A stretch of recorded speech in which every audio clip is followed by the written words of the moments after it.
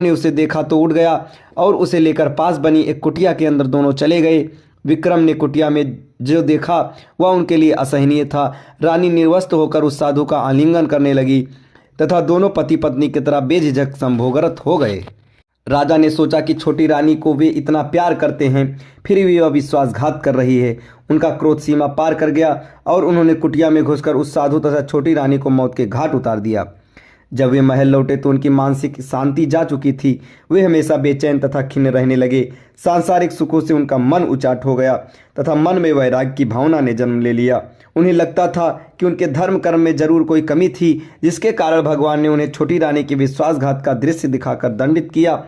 यह सब सोचकर उन्होंने राजपाट का भार अपने मंत्रियों को सौंप दिया और खुद समुद्र तट पर तपस्या करने चल पड़े।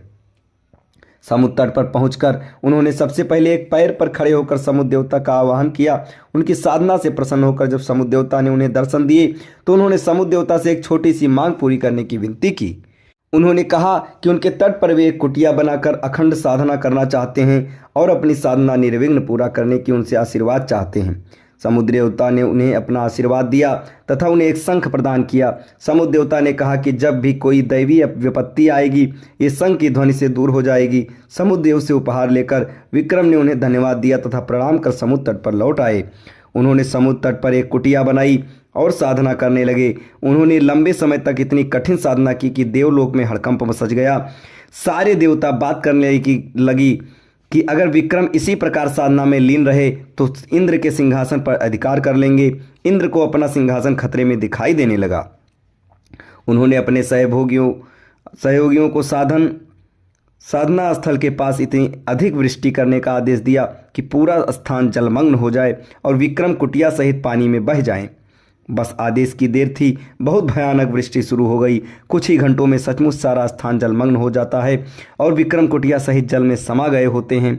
लेकिन समुद्र देव ने उन्हें आशीर्वाद जो दिया था उस वर्षा का सारा पानी उन्होंने पी लिया तथा साधना स्थल पहले की भांति सूखा ही रह गया।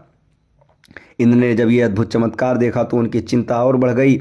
उन्होंने अपने सेवकों को बुलाकर आंधी तूफान का सहारा लेने का आदेश दिया। इतने भयानक वेग से आंधी चली कि कुटिया तिनके तिनके होकर बिखर गई। सब कुछ हवा में रुई की भांति उड़ने लगा। बड़े बड़े वृक्ष उखड़कर गिरने लगे। विक्रम के पांव भी उखड़ते हुए मालूम पड़े। लगा कि आंधी उन्हें उड़ाकर साधना स्थल से बहुत दूर फेंक देगी। विक्रम को समुद्र देव द्वारा दिया गया शंख याद आया और उन्होंने शंख को जोर से फूंका। शंख से बड़ी तीव्र ध्वनि निकली। शंख ध्वनि के साथ आंधी तूफान का पता नहीं रहा। वह ऐसी शांति छा गई मानो कभी आंधी आई ही ना हो। अब तो इंद्रदेव की चिंता और अधिक बढ़ गई। उन्हें